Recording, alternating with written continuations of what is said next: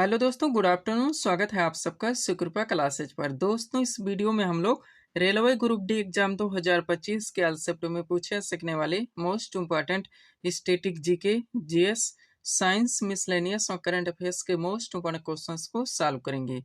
दोस्तों, आपके एग्जाम्स में आपका पूरा static GK, GS, science, miscellaneous और करंट अफेयर्स के जितने भी टॉपिक से क्वेश्चंस पूछे जाने हैं, एक एक क्वेश्चन व एक एक फैक्ट चुन चुन के डाला गया है। इसके अलावा आपके प्रीवियस ईयर एग्जाम्स के क्वेश्चंस को भी पूरी तरह से एनालाइज किया गया है व वहां से भी मोस्ट इम्पोर्टेंट क्वेश्चंस को कलेक्ट किया गया है। साथ में एक्स्ट्रा फैक्ट को पूरी तरह से कवर करने का प्रयास किया गया है। तो दोस्तों, आप लोग इन्हें कॉन्सेंट्रेट होकर सॉल्व करें। क्वेश्चंस कम सॉल्व होने पर पुनः प्रश्नों का रिवीजन करें ताकि रेलवे ग्रुप डी एग्जाम 2025 में आप लोग static GK, GS, science, miscellaneous और करंट अफेयर्स के टॉपिक से अच्छा स्कोर कर सकें। पीडीएफ आपका दोस्तों पूरी तरह से कंप्लीट कर दिया गया है। आपके एग्जाम में यहाँ से जो पूरे 100 क्वेश्चन में से 45 क्वेश्चंस पूछे जाने हैं, जिसमें आपका पूरा स्टैटिक जीके आएगा यानी कि परंपरागत सामान्य ज्ञान। आपके जीएस यानी कि सब्जेक्ट से क्वेश्चन पूछे जाएंगे, हिस्ट्री, पॉलिटी, ज्योग्राफी, इकोनॉमिक्स। पूरा आपका साइंस आएगा यानी कि फिजिक्स, केमिस्ट्री, बायो। मिसलेनियस यानी विविध वाला चैप्टर व करंट अफेयर्स।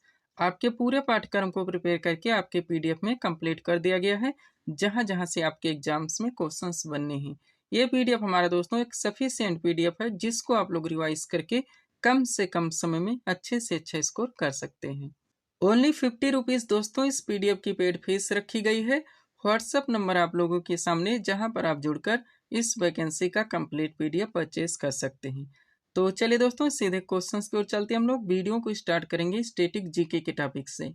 स्टैटिक जीके से पहला क्वेश्चन दोस्तों हमारे सामने है, देखेंगे किस टॉपिक से रखा गया है। क्वेश्चन है हमारा, जनगणना 2011 के अनुसार भारत का जनसंख्या घनत्व कितना है?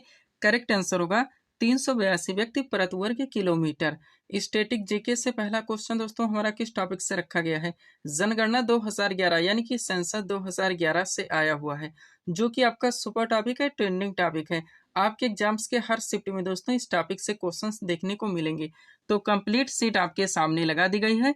अगर इस सीट को आप लोग अच्छे से प्रिपेयर करके चलते हैं तो यकीन कीजिएगा दोस्तों, कोई भी क्वेश्चंस आपके एग्जाम में इस टॉपिक से किसी भी टेंट से पूछे जाते हैं, क्वेश्चन आपसे आपके एग्जाम में मिस नहीं हो सकते।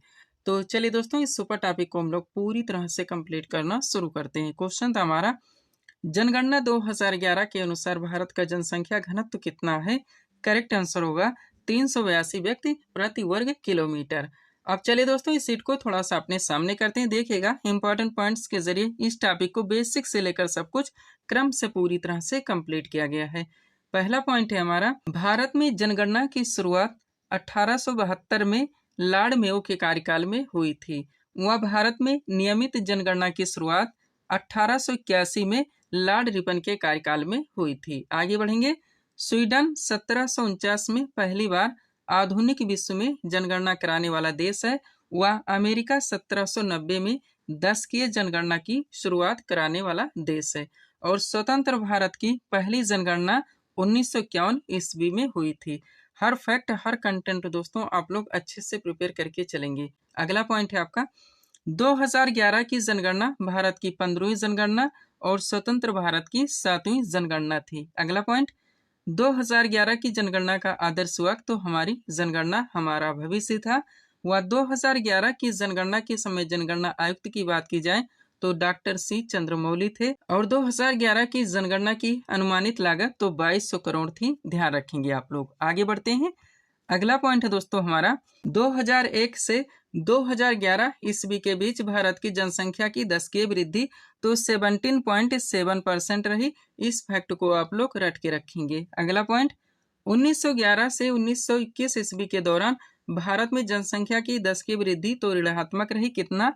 -0.31%। और यह भारत की जनगणना के इतिहास में पहली बार हुआ, जिस कारण 1921 ईस्वी को महान विभाजक वर्ष यानी कि year of the great divide कहा जाता है। ध्यान रखेंगे। यहाँ तक दोस्तों आपकी बेसिक चीजें थी।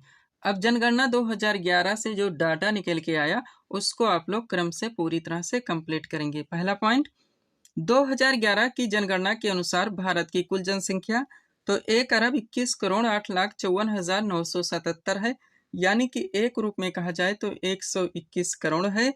जो कि विश्व की कुल जनसंख्या का 17.5% है। ध्यान रखेंगे। अब इसमें दोस्तों पुरुषों और महिलाओं की संख्या कितनी कितनी है, अलग से भी क्वेश्चंस बनते हैं, आप कंप्लीट कीजिए। बात की जाए दोस्तों पुरुषों की टोटल जनसंख्या तो 62,37,24,248 है। व महिलाओं की टोटल जनसंख्या की बात की जाए तो 58,64,69,174 है। ध्यान रखिएगा। प्रतिशत में बात की जाए दोस्तों तो पुरुषों की जनसंख्या का प्रतिशत है दोस्तों 51.54% व महिलाओं की जनसंख्या का प्रतिशत है 48.46%। ध्यान रखिएगा आप लोग। आगे बढ़ते हैं।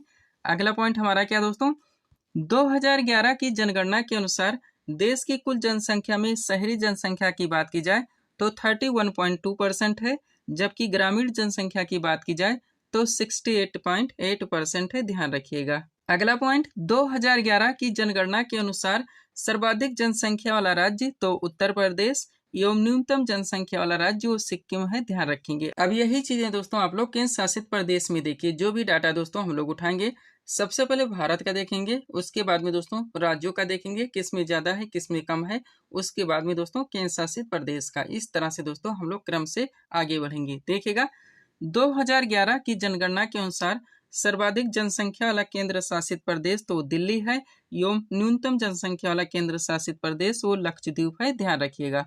अगला पॉइंट क्या है, 2011 की जनगणना के अनुसार सर्वाधिक दशकीय जनसंख्या वृद्धि वाला राज्य तो मेघालय है। कितना यहाँ का 27.95% एवं न्यूनतम दशकीय वृद्धि वाला राज्य वो नागालैंड है। कितना है दोस्तों यहाँ का -0.6%। अब यही चीजें दोस्तों आप लोग केंद्र शासित प्रदेश में देखिए तो 2011 की जनगणना के अनुसार सर्वाधिक दशकीय जनसंख्या वृद्धि वाला केंद्र शासित प्रदेश तो दादर एवं नगर हवेली है। कितना यहाँ का 55.9% एवं न्यूनतम दशकीय वृद्धि वाला केंद्र शासित प्रदेश तो लक्षद्वीप है। कितना यहाँ का 6.3%। ध्यान रखिएगा। आगे बढ़ते हैं दोस्तों। ध्यान रखेंगे आप लोग, हमारे एक एक सेंटेंस से एक एक कॉन्सेप्ट से बहुत सारे क्वेश्चंस फैक्ट और कंटेंट निकलते हैं जो कि आपके एग्जाम में भर भर के पूछे जाते हैं। यही वजह दोस्तों अपने वीडियोस में ऑप्शन नहीं लगाते, क्योंकि ऑप्शन से सारी चीजें आपकी एक साथ कंप्लीट नहीं हो सकती, केवल कंफ्यूजन क्रिएट होता है और टाइम टेकिंग हो जाता है। वो हर टॉपिक्स दोस्तों आपके पूरे पाठ्यक्रम को प्रिपेयर करके आपके पीडीएफ में कंप्लीट किए गए हैं, जहां जहां से आपके एग्जाम्स में क्वेश्चंस बनने हैं। अगला पॉइंट देखिएगा क्या है, 2011 की जनगणना के अनुसार भारत का जनसंख्या घनत्व तो 382 व्यक्ति प्रति वर्ग किलोमीटर है। अब यही चीजें दोस्तों आप लोग राज्य में देखिए तो 2011 की जनगणना के अनुसार सर्वाधिक जनसंख्या घनत्व वाला राज्य तो बिहार है। कितना 1106 एवं न्यूनतम जनसंख्या घनत्व वाला राज्य वो अरुणाचल प्रदेश है। कितना यहाँ का 17। ध्यान रखिएगा। अब केंद्र शासित प्रदेश में देखिए तो 2011 की जनगणना के अनुसार सर्वाधिक जनसंख्या घनत्व वाला केंद्र शासित प्रदेश तो दिल्ली है। कितना यहाँ का 11,320 एवं न्यूनतम जनसंख्या घनत्व वाला केंद्र शासित प्रदेश तो अंडमान निकोबार द्वीप समूह है। कितना यहाँ का केवल 46। ध्यान रखिएगा। आगे बढ़ते हैं। अगला पॉइंट क्या है दोस्तों, 2011 की जनगणना के अनुसार भारत का लिंगानुपात तो 943 है। ध्यान रखिएगा। अब राज्य में देखिए तो 2011 की जनगणना के अनुसार सर्वाधिक लिंगानुपात वाला राज्य वो केरल है। कितना यहाँ का 1084 एवं न्यूनतम लिंगानुपात वाला राज्य वो हरियाणा है। कितना यहाँ का 879। अब यही चीजें आप लोग केंद्र शासित प्रदेश में देखिए तो 2011 की जनगणना के अनुसार सर्वाधिक लिंगानुपात वाला केंद्र शासित प्रदेश वो पुदुचेरी है। कितना यहाँ का 1037 एवं न्यूनतम लिंगानुपात वाला केंद्र शासित प्रदेश वो दमन व दीव है। कितना यहाँ का 618। ध्यान रखिएगा आप लोग। आगे बढ़ते हैं। एक इम्पॉर्टेंट नोट लगा है दोस्तों, आप लोग इसको भी अच्छे से प्रिपेयर करके चलेंगे। क्या होता है दोस्तों, जैसे कि लिंगानुपात हो गया, शिशु लिंगानुपात हो गया, जनसंख्या घनत्व हो गया, इन सब डाटा के दोस्तों कॉन्सेप्चुअल क्वेश्चन भी आपके एग्जाम में पूछे जाते हैं, तो ये भी यहाँ पे पूरी तरह से मेंशन किया गया है।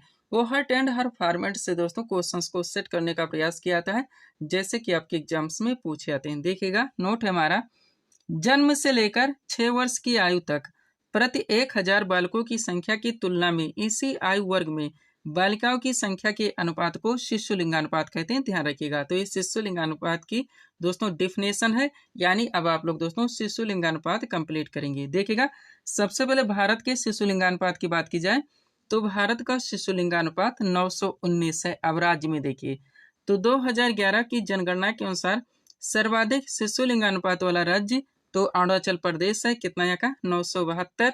एवं न्यूनतम शिशु लिंगानुपात वाला राज्य वो हरियाणा है, कितना यहाँ का 834। अब केंद्र शासित प्रदेश में देखिए, तो 2011 की जनगणना के अनुसार सर्वाधिक शिशु लिंगानुपात वाला केंद्र शासित प्रदेश वो अंडमान निकोबार द्वीप समूह है, कितना यहाँ का 968। एवं न्यूनतम शिशु लिंगानुपात वाला केंद्र शासित प्रदेश वो दिल्ली है, कितना यहाँ का 871। ध्यान रखिएगा। आगे बढ़ते हैं। अगला नोट आपका क्या कह रहा है दोस्तों, 7 वर्ष और उससे अधिक का जो व्यक्ति किसी भाषा को समझ सकता हो और उसे लिख या पढ़ सकता हो वो साक्षर कहलाता है। यानी अब आप लोग दोस्तों साक्षरता लिटरेसी को पूरी तरह से कंप्लीट करेंगे। सबसे पहले भारत की साक्षरता देखिए, तो 2011 की जनगणना के अनुसार भारत की साक्षरता दर 74.04% है। अब इसमें दोस्तों पुरुष साक्षरता दर की बात की जाए तो 82.14% है, वह महिला साक्षरता दर की बात की जाए तो 65.46% है। ध्यान रखिएगा। अब एक पॉइंट देखिए यहाँ से, 2011 की जनगणना के अनुसार भारत का सर्वाधिक साक्षरता वाला राज्य वो केरल है, कितना यहाँ का 94%। एवं न्यूनतम साक्षरता वाला राज्य तो बिहार है, कितना यहाँ का 61.8%। अब यही चीजें केंद्र शासित प्रदेश में देखिए, तो 2011 की जनगणना के अनुसार सर्वाधिक साक्षरता वाला केंद्र शासित प्रदेश वो लक्षद्वीप है, कितना यहाँ का 91.8%। एवं न्यूनतम साक्षरता वाला केंद्र शासित प्रदेश वो दादर एवं नगर हवेली है, कितना यहाँ का 76.2%। ध्यान रखिएगा आप लोग। आगे बढ़ते हैं। अगला पॉइंट आपका क्या है दोस्तों, 2011 की जनगणना के अनुसार सर्वाधिक ग्रामीण जनसंख्या वाला राज्य तो हिमाचल प्रदेश है, कितना यहाँ का 90%। एवं न्यूनतम ग्रामीण जनसंख्या वाला राज्य वो गोवा है, कितना यहाँ का 37.8%। अब इसी डाटा को आप पलट दीजिए, क्या कह रहा है, 2011 की जनगणना के अनुसार भारत का सर्वाधिक शहरी जनसंख्या वाला राज्य तो गोवा है, कितना यहाँ का 62.2%। एवं न्यूनतम शहरी जनसंख्या वाला राज्य वो हिमाचल प्रदेश है, कितना यहाँ का केवल 10%। ध्यान रखिएगा। अब केंद्र शासित प्रदेश में देखिए, तो 2011 की जनगणना के अनुसार भारत का सर्वाधिक शहरी जनसंख्या वाला केंद्र शासित प्रदेश तो दिल्ली है, कितना का 97.5%। एवं न्यूनतम शहरी जनसंख्या वाला केंद्र शासित प्रदेश तो अंडमान निकोबार द्वीप समूह है, कितना का 37.7%। ध्यान रखिएगा। आगे बढ़ते हैं। अगला पॉइंट आपका क्या कह रहा है दोस्तों, 2011 की जनगणना के अनुसार भारत में अनुसूचित जाति यानी एससी की कुल संख्या तो 20.14 करोड़ है। ध्यान रखिएगा। अब किसमें ज्यादा है ये देखिए, तो 2011 की जनगणना के अनुसार भारत का सबसे ज्यादा अनुसूचित जाति यानी कि एससी जनसंख्या वाला राज्य केंद्र शासित प्रदेश तो उत्तर प्रदेश है। अब प्रतिशत में देखिए, तो 2011 की जनगणना के अनुसार सबसे ज्यादा अनुसूचित जाति यानी एससी जनसंख्या प्रतिशतता वाला राज्य केंद्र शासित प्रदेश तो पंजाब है, कितना है दोस्तों यहाँ का 31.9%। एक छोटा सा नोट देखिए दोस्तों, 2011 की जनगणना के अनुसार नागालैंड हो गया, अरुणाचल प्रदेश, लक्षद्वीप व अंडमान निकोबार द्वीप समूह में कोई भी अनुसूचित जात यानी कि एससी निवास नहीं करती है। इस फैक्ट से आप लोग पूरी तरह से क्लियर रहेंगे। आगे बढ़िएगा। अगला पॉइंट क्या है दोस्तों, 2011 की जनगणना के अनुसार देश में अनुसूचित जनजाति यानी एसटी की कुल संख्या तो 10.43 करोड़ है। अब किस में ज्यादा है ये देखिए, तो 2011 की जनगणना के अनुसार भारत का सबसे ज्यादा अनुसूचित जनजाति यानी कि एसटी जनसंख्या वाला राज्य केंद्र शासित प्रदेश तो मध्य प्रदेश है। प्रतिशत में देखिए, तो 2011 की जनगणना के अनुसार सबसे ज्यादा अनुसूचित जनजाति यानी एसटी जनसंख्या प्रतिशतता वाला राज्य केंद्र शासित प्रदेश तो लक्षद्वीप है, कितना यहाँ का 94.8%। ध्यान रखिएगा। एक छोटा सा नोट देखिए दोस्तों, 2011 की जनगणना के अनुसार पंजाब, हरियाणा, दिल्ली, चंडीगढ़ और पुदुचेरी में कोई भी अनुसूचित जनजाति यानी कि एसटी निवास नहीं करते। ध्यान रखेंगे। तो ये टॉपिक दोस्तों आपका यहाँ पे पूरी तरह से कंप्लीट होता है। अगर इस टॉपिक से आप अपने क्वेश्चंस करेक्ट करना चाहते हैं तो इसको आप लोगों को अच्छे से प्रिपेयर करके चलने होंगे।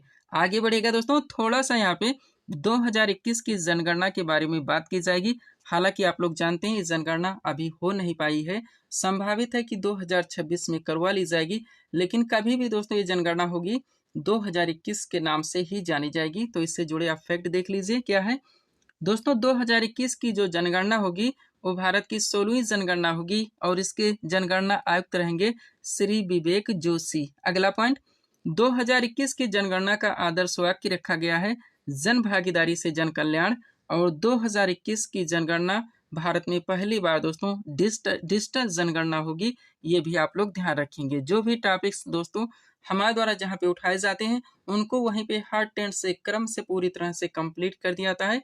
इसके लिए मुझे कितनी भी बुक से मटेरियल का कलेक्शन क्यों ना करना पड़े, वो हर टॉपिक्स आपके पूरे पाठ्यक्रम को प्रिपेयर करके आपके PDF में कंप्लीट कर दिए गए हैं, जहां जहां से आपके एग्जाम्स में क्वेश्चंस बनने हैं।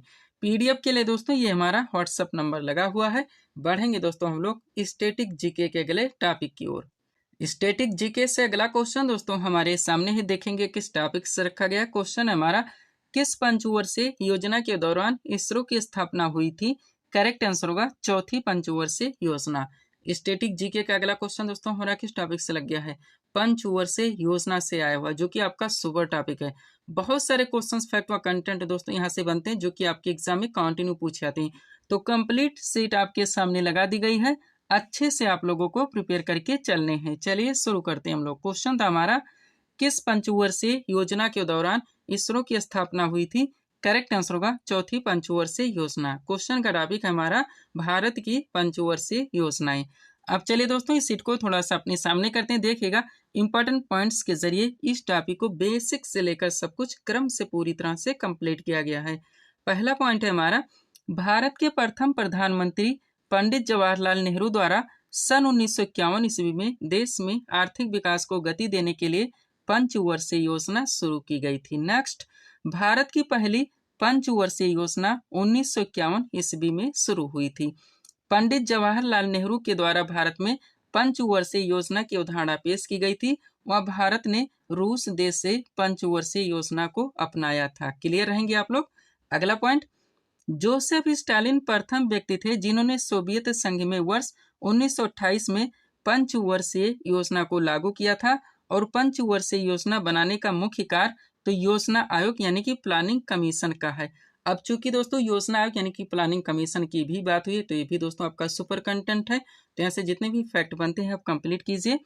बात की जाए दोस्तों तो योजना आयोग का गठन 15 मार्च 1950 ईस्वी को केंद्रीय मंत्रिमंडल के एक प्रस्ताव द्वारा किया गया था। योजना आयोग एक संवैधानिक संस्था यानी कि कॉन्स्टिट्यूशनल इंस्टीट्यूशनल और कॉन्स्टिट्यूशनल बॉडी नहीं है, ये भी आप लोग ध्यान रखेंगे। डाकली दोस्तों आपके एग्जाम्स में क्वेश्चंस बनते रहते हैं। अगला पॉइंट क्या है, योजना आयोग के प्रथम अध्यक्ष तो पंडित जवाहरलाल नेहरू एवं पहले उपाध्यक्ष गुलजारी लाल नंदा थे, ध्यान रखिएगा। नेक्स्ट पॉइंट, योजना आयोग भारत सरकार की एक संस्था थी जो देश के आर्थिक और सामाजिक विकास के लिए योजनाएं बनाने का काम करती थी। इसका मुख्य उद्देश्य देश के संसाधनों का सही उपयोग करके जीवन स्तर में सुधार करना, उत्पादन बढ़ाना और रोजगार के अवसर पैदा करना था। 2014 में योजना आयोग को समाप्त कर दिया गया और उसके स्थान पर नीति आयोग का गठन कर दिया गया। पूरी तरह से आप क्लियर रहेंगे। हर क्वेश्चंस हर फैक्ट दोस्तों आपके एग्जाम के लिए पूरी तरह से सुपर हो सकते हैं। अच्छे से आपको प्रिपेयर करके चलने हैं। एक एक क्वेश्चन की कीमत आप लोग जानते हैं। अब चूंकि दोस्तों नीति आयोग की बात हुई है तो ये भी आपका सुपर कंटेंट है। यहाँ से भी दोस्तों जितने भी फैक्ट बनते हैं आप कंप्लीट कीजिए। बात की जाए दोस्तों नीति आयोग की स्थापना की, तो इसकी स्थापना 1 जनवरी 2015 को हुई थी।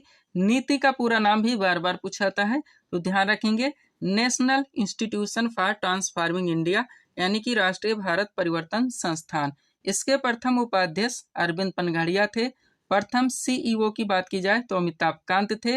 वर्तमान उपाध्यक्ष इसके सुमन बेरी हैं और वर्तमान CEO श्री VVR सुब्रमण्यम है। और दोस्तों प्रेजेंट में जो प्रधानमंत्री होते हैं वही इस आयोग के अध्यक्ष माने जाते हैं, ये भी आप लोग ध्यान रखेंगे। और भी फैक्ट देखिए दोस्तों नीति आयोग से क्या है, नीति आयोग जिसे राष्ट्रीय भारत परिवर्तन संस्थान भी कहा जाता है, भारत सरकार का एक थिंक टैंक है, ध्यान रखिएगा, जिसका मुख्य उद्देश्य देश के आर्थिक विकास को बढ़ावा देना है। यह 1 जनवरी 2015 को योजना आयोग के स्थान पर स्थापित किया गया था।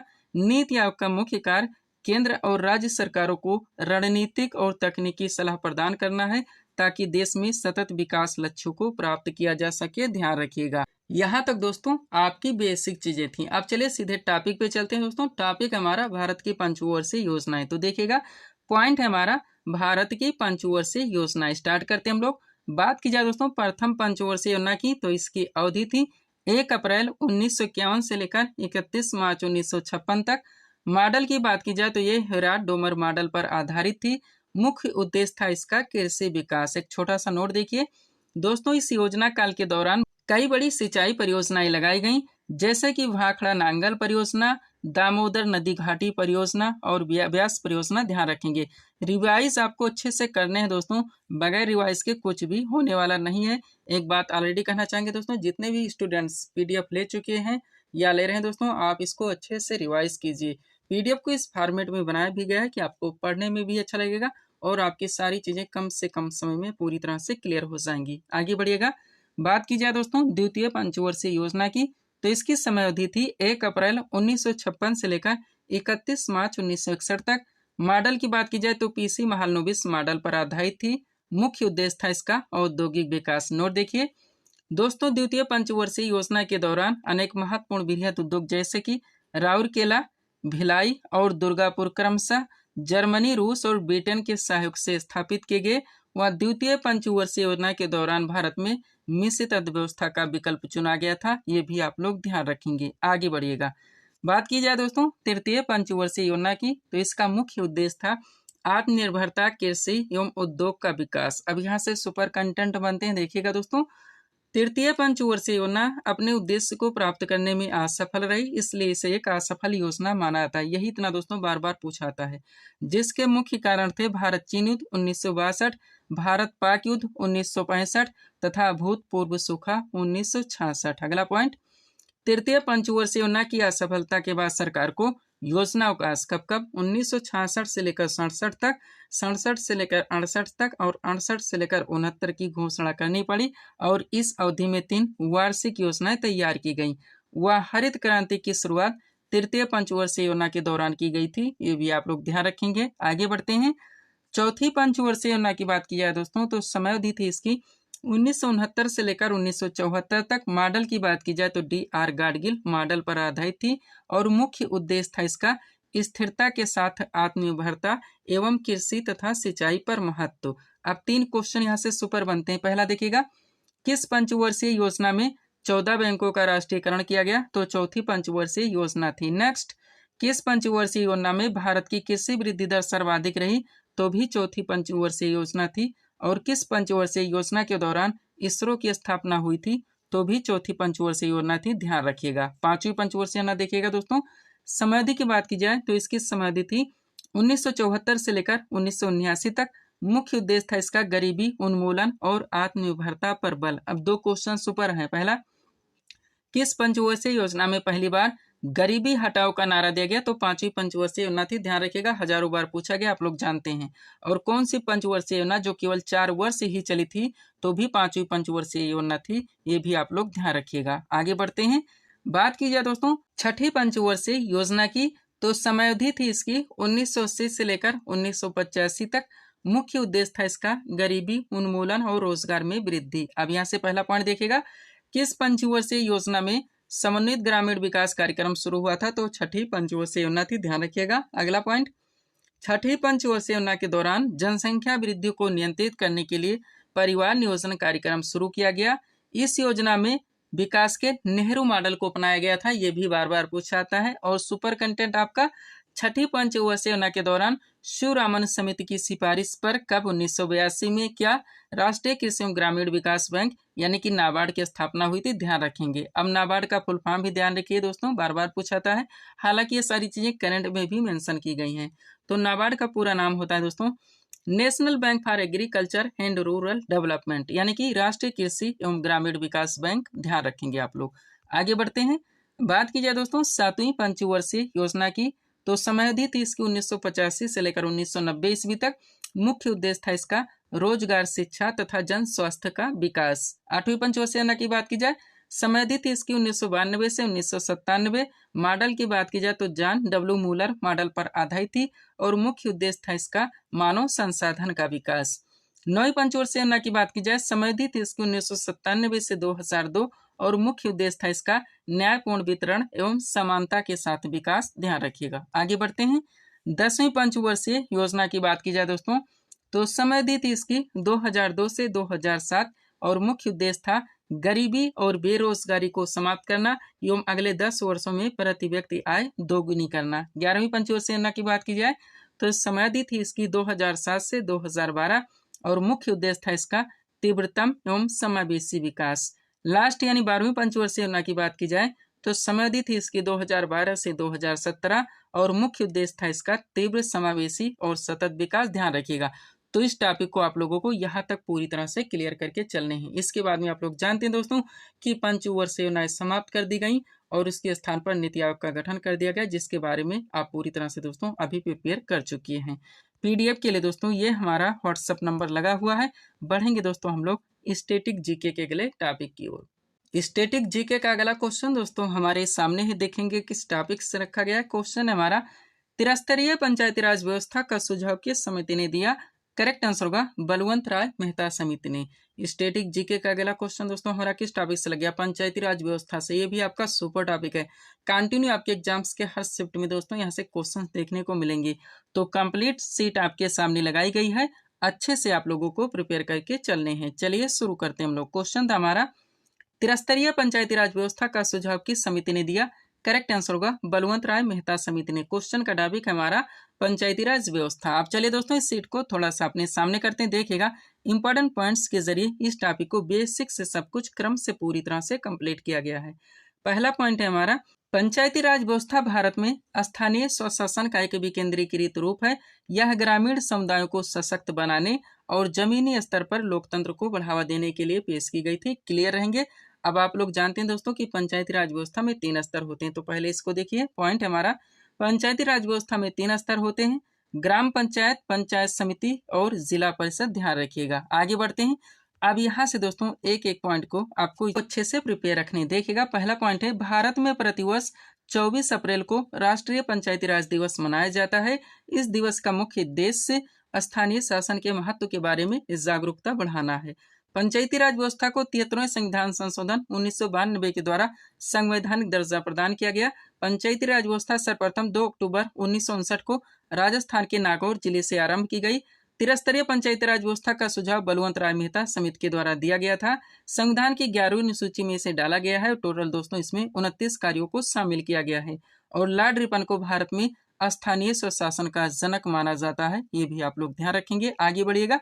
आप सबसे पहले दोस्तों 4 क्वेश्चन आप लोग यहाँ से देखिए। पहला है, ग्राम पंचायत की स्थापना का प्रावधान भारतीय संविधान के किस अनुच्छेद में? तो अनुच्छेद 40 में है। नेक्स्ट, ग्राम पंचायत की स्थापना का प्रावधान भारतीय संविधान के किस भाग में? तो भाग 4 में है। अगला पॉइंट, बलवंत राय मेहता समिति का गठन कब किया गया था? 1957 में और पंचायती राज की सूची के अंतर्गत आता है तो राज्य सूची का विषय ध्यान रखिएगा। अब पंचायती राज व्यवस्था से जुड़ी दोस्तों जितनी भी समितियों का गठन किया गया था, कब किया गया था, अलग अलग ट्रेंड से आपके एग्जाम में क्वेश्चंस बनते रहते हैं, तो इसको आप लोग पूरी तरह से कंप्लीट कीजिए। देखिएगा पॉइंट हमारा, पंचायती राज व्यवस्था से जुड़ी महत्वपूर्ण समितियां। बात की जाए दोस्तों, हनुमंत राव समिति 1983 में गठित हुई, जी.बी.के. राव समिति 1985 में गठित हुई, एल.एम. सिंघवी समिति 1986 में गठित हुई, बलवंत राय मेहता समिति 1957 में गठित हुई, अशोक मेहता समिति 1977 में गठित हुई और थुंगन समिति दोस्तों ये 1989 में गठित की गई। ध्यान रखिएगा। आगे बढ़ते हैं। अब 4 क्वेश्चन और देखिए दोस्तों ताकि ये टॉपिक आपका पूरी तरह से क्लियर हो सके। पहला पॉइंट, ग्राम पंचायत की आय का मुख्य स्रोत क्या है? तो मेला एवं बाजार कर। नेक्स्ट, पंचायती राज प्रणाली किस पर आधारित है? तो सत्ता के विकेंद्रीकरण पर। अगला, कौन पंचायती राज संस्थाओं के निर्वाचन के लिए उत्तरदायी है? तो राज्य निर्वाचन आयोग। और द्विस्तरीय पंचायत राज व्यवस्था का सुझाव किसने दिया था? तो ये अशोक मेहता समिति के द्वारा दिया गया था। ध्यान रखिएगा। पीडीएफ के लिए हमारा व्हाट्सएप नंबर लगा हुआ है। बढ़ेंगे दोस्तों हम लोग अगले टॉपिक की ओर। स्टैटिक जीके का अगला क्वेश्चन दोस्तों हमारे सामने है। देखेंगे किस टॉपिक से रखा गया है। क्वेश्चन है हमारा, भारतीय लघु उद्योग विकास बैंक यानी कि सीडीबी की स्थापना कब हुई थी? करेक्ट आंसर होगा 1990 ईस्वी में। स्टैटिक जीके का अगला क्वेश्चन दोस्तों हमारा किस टॉपिक से लग गया है? भारत के जितने भी दोस्तों महत्वपूर्ण वित्तीय संस्थाएं आपके एग्जाम में दोस्तों डाकले क्वेश्चंस बनेंगे कि यह स्थापित कब की गई थी। इसके अलावा और भी जितने भी कंटेंट बनते हैं पूरी तरह से कंप्लीट करके परफेक्ट सीट आपके सामने लगाई गई है। अच्छे से आप लोगों को प्रिपेयर करके चलने हैं। चलिए शुरू करते हैं हम लोग। क्वेश्चन था हमारा, भारतीय लघु उद्योग विकास बैंक यानी कि सिडबी की स्थापना कब हुई थी? करेक्ट आंसर होगा 1990 ईस्वी में। क्वेश्चन का टॉपिक है हमारा भारत की महत्वपूर्ण वित्तीय संस्थाएं। आप चलिए दोस्तों इस सीट को थोड़ा सा अपने सामने करते हैं। देखिएगा एक तरफ भारत की जितनी भी महत्वपूर्ण वित्तीय संस्थाएं हैं उनके नाम दिए गए हैं, दूसरी तरफ उनका स्थापना वर्ष दिया गया है। स्टार्ट करते हैं हम लोग। बात की जाए दोस्तों रिजर्व बैंक ऑफ इंडिया यानी कि आरबीआई की, तो इसकी स्थापना 1 अप्रैल 1935 को हुई थी। स्टेट बैंक ऑफ इंडिया यानी एसबीआई की बात की जाए तो इसकी स्थापना 1955 में हुई थी। भारतीय जीवन बीमा निगम यानी कि एलआईसी की बात की जाए तो इसकी स्थापना 1956 में हुई थी। भारतीय यूनिट ट्रस्ट यानी यूटीआई की बात की जाए तो इसकी स्थापना 1964 में हुई थी। भारतीय औद्योगिक विकास बैंक की बात की जाए तो इसकी स्थापना भी 1964 में हुई थी। साधारण बीमा निगम यानी जीआईसी की बात की जाए तो इसकी स्थापना 1972 में हुई थी। क्षेत्रीय ग्रामीण बैंक मोस्ट इम्पॉर्टेंट दोस्तों, इसकी स्थापना 2 अक्टूबर 1975 ईस्वी में की गई थी, ध्यान रखिएगा। आगे बढ़ते हैं। अगला पॉइंट क्या है दोस्तों, भारतीय निर्यात आयात बैंक यानी कि एग्जिम की बात की जाए तो इसकी स्थापना 1982 में हुई थी। राष्ट्रीय कृषि एवं ग्रामीण विकास बैंक यानी कि नाबार्ड की बात की जाए तो इसकी स्थापना 1982 में हुई थी। भारतीय औद्योगिक पुनर्निर्माण बैंक यानी आईआरबीआई की बात की जाए तो इसकी स्थापना 1985 में हुई थी। राष्ट्रीय आवास बैंक यानी एनएचबी की बात की जाए तो इसकी स्थापना 1988 में हुई थी। और भारतीय लघु औद्योगिक विकास बैंक यानी सिडबी की बात की जाए तो इसकी स्थापना 1990 में हुई थी, ध्यान रखिएगा। आगे बढ़िएगा, थोड़ा सा नोट देखिए दोस्तों ताकि ये टॉपिक आपका पूरी तरह से कंप्लीट हो सके। पहला पॉइंट, 1881 ईस्वी में स्थापित अवध कमर्शियल बैंक किसी भारतीय द्वारा संचालित पहला बैंक था। नेक्स्ट, पूर्ण रूप से पहला भारतीय बैंक तो पंजाब नेशनल बैंक था जिसकी स्थापना 1884 ईस्वी में की गई थी। भारतीय रिजर्व बैंक यानी आरबीआई की स्थापना 1 अप्रैल 1935 में हुई। 1 जनवरी 1949 को रिजर्व बैंक का राष्ट्रीयकरण किया गया। इसका मुख्यालय मुंबई में है। इंपीरियल बैंक ऑफ इंडिया का 1955 ईस्वी में आंशिक राष्ट्रीयकरण कर इसका नाम स्टेट बैंक ऑफ इंडिया रखा गया। 19 जुलाई 1969 को 14 बड़े व्यवसायिक बैंकों का राष्ट्रीयकरण किया गया और 15 अप्रैल 1980 में 6 निजी बैंकों का राष्ट्रीयकरण किया गया। ये भी आप लोग ध्यान रखेंगे।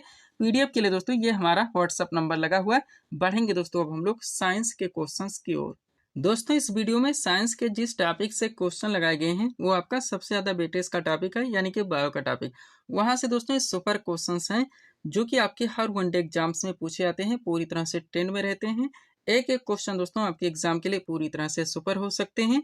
हर क्वेश्चंस को आप लोगों को अच्छे से सॉल्व करके चलने हैं। देखिएगा, पहला क्वेश्चन है, पौधे के किस भाग से काफी प्राप्त की जाती है? करेक्ट आंसर होगा कली से। नेक्स्ट, पसीने वाली ग्रंथियां मानव शरीर के किस अंग में मौजूद होती हैं? तो यकृत में। और मानव शरीर में नमक की मात्रा कितनी होती है? तो 0.4%। अगला क्वेश्चन, रक्तहीन सर्जरी किसके माध्यम से की जाती है? लेजर के माध्यम से। जैव प्रौद्योगिकी यानी कि बायोटेक्नोलॉजी का तात्पर्य क्या है? तो औद्योगिक प्रक्रियाओं में सजीवों का उपयोग। अगला क्वेश्चन, किसने सर्वप्रथम पेसमेकर का आविष्कार किया था? क्रिश्चियन बर्नार्ड ने। पोलियो का पहला प्रभावी टीका किसने बनाया था? जोनास साल्क ने। खारे पानी में पैदा होने वाले पौधे कहलाते हैं तो हाइलोफाइट। नेक्स्ट, दुनिया का पहला मानव हृदय प्रत्यारोपण किसने किया था? क्रिश्चियन बर्नार्ड ने। पाचन के अंत में जारी ऊर्जा का रूप कौन सा होता है? तो रासायनिक ऊर्जा। दूध से दही बनाने का काम कौन करता है? तो जीवाश्म। पेड़ की आयु का निर्धारण होता है वार्षिक वलय की संख्या से। और कोशिका का ऊर्जा गृह दोस्तों किससे कहा जाता है? तो माइटोकॉन्ड्रिया को, ध्यान रखिएगा। क्वेश्चन है आपका, कोशिका में प्रोटीन निर्माण का सक्रिय स्थल है? तो राइबोसोम है। नेक्स्ट, कोशिका की आत्महत्या की थैली कहलाता है? तो लाइसोसोम है। कोशिका में पाया जाने वाला आनुवंशिक पदार्थ है? तो डीएनए है। और डीएनए का द्विकुंडल प्रारूप किसने दिया था? वाटसन एवं क्रिक ने। नेक्स्ट, मनुष्य में किस क्रोमोसोम के मिलने से पुत्र का जन्म होगा? तो पुरुष का वाई एवं स्त्री का एक्स। जिनका सर्वप्रथम कृत्रिम संश्लेषण किसने किया था? हरगोविंद खुराना ने। उत्परिवर्तन के सिद्धांत के प्रतिपादक कौन थे? ह्यूगो डू ब्रीस। प्राकृतिक चयन का सिद्धांत किसने दिया था? चार्ल्स डार्विन ने। डीएनए का प्रमुख कार्य क्या है? आनुवंशिक क्रियाओं का संचालन करना। हीमोफीलिया रोग से ग्रसित व्यक्ति में क्या होता है? डेड डेस्क कर दिया गया है तो खून का बहना बंद नहीं होता है। नेक्स्ट, डॉल्फिन किस वर्ग का उदाहरण है दोस्तों? तो स्तनधारी। और रक्त किस प्रकार का ऊतक है? तो रक्त एक तरल संयोजी ऊतक है, ध्यान रखिएगा। आगे बढ़ते हैं। अगला क्वेश्चन है, आलू में मोज़ेक रोग यानी कि मोज़ेक डिसीज का कारक तत्व है? तो विषाणु है। वृक्ष की छालों पर उगने वाले कवक कहलाते हैं? तो कार्टिकोस। गोबर पर उगने वाले कवक कहलाते हैं? तो कोप्रोफिलस। लाइकेन सूचक होते हैं वायु प्रदूषण के। खाद्य ऊर्जा को हम किस इकाई में माप सकते हैं? कैलोरी में। दूरबीन का आविष्कार किसने किया था? गैलीलियो ने। मानव शरीर में पाचन क्रिया कहाँ से प्रारंभ होती है? मुख से। पेसमेकर का संबंध किससे? हृदय से। और पेसमेकर का कार्य क्या है? तो दिल की धड़कन प्रारंभ करना। रक्त का शुद्धिकरण कहाँ पर होता है? किडनी में। मानव शरीर में खून के शुद्धिकरण की प्रक्रिया को क्या कहते हैं? डायलिसिस। व पाचन क्रिया में प्रोटीन किस पदार्थ में बदल जाते हैं? तो एमिनो अम्ल में। नेक्स्ट, पित्त किसके द्वारा पैदा किया जाता है? यकृत के द्वारा। शरीर में हीमोग्लोबिन का कार्य क्या है? तो ऑक्सीजन ले जाना यानी कि ऑक्सीजन का परिवहन करना। अगला क्वेश्चन, लाल रक्त कणिका यानी कि आरबीसी कहाँ उत्पन्न होते हैं, तो अस्थिमज्जा में, ध्यान रखिएगा। आगे बढ़ते हैं। अगला क्वेश्चन है, मानव शरीर की किस ग्रंथि को मास्टर ग्रंथि कहा जाता है, तो पीयूष ग्रंथि को। वृद्धावस्था में मनुष्य की हड्डियां क्यों कमजोर हो जाती है, तो कैल्शियम की कमी से। पालक के पत्तों में किसकी मात्रा सबसे अधिक होती है, आयरन की। हाइड्रोफोबिया रोग उत्पन्न होता है विषाणु द्वारा। आलू में मोज़ेक रोग का कारक तत्व है, तो भी विषाणु है। फाइकोलॉजी में किसका अध्ययन किया जाता है, शैवाल का। फूलों के संवर्धन के विज्ञान को क्या कहते हैं, फ्लोरिकल्चर। डेंडोलॉजी का संबंध किससे, झाड़ियों के अध्ययन से। पेडोलॉजी में किसका अध्ययन किया जाता है, भूमि का। नाशपाती यानी पेड़ का कौन सा भाग खाता है, तो गुदेदार पुष्पासन। किस पौधे में बीज होता है लेकिन फल नहीं होता, तो साइकस है। मानव शरीर की सबसे बड़ी और मजबूत हड्डी कौन सी है, तो फीमर है। प्रकाश संश्लेषण के लिए आवश्यक गैस कौन सी है, तो कार्बन डाइऑक्साइड। और सूर्य के प्रकाश से कौन सा विटामिन प्राप्त होता है, तो विटामिन डी है, ध्यान रखिएगा। आगे बढ़ते हैं। अगला क्वेश्चन है, अदरक का कौन सा हिस्सा खाया जाता है, तो तना है। दौड़ लगाते समय मनुष्य के रक्तचाप पर क्या प्रभाव पड़ता है, तो रक्तचाप बढ़ जाता है। संपूर्ण जेनेटिक कोड का पता किसने लगाया, हरगोविंद खुराना ने। डीएनए का डबल हेलिक्स मॉडल किसने दिया, वाटसन ने। टारपीन का तेल प्राप्त किया जाता है, वो चीड़ से। टिक्का रोग किस फसल से संबंधित है, मूंगफली से। धान में खैरा रोग किसके कारण होता है, तो जस्ता की कमी के कारण। और लार किसके पाचन में सहायक होती है, तो स्टार्च के, ध्यान रखेंगे। तो यहीं पे दोस्तों हम इस वीडियो को विराम देना चाहेंगे। और भी दोस्तों क्वेश्चंस या टॉपिक ऐड करते हैं तो आपका वीडियो लंबा खींच जाएगा। तो मिलते हैं दोस्तों हम आपको अपने अगले वीडियोस में। Thanks for watching.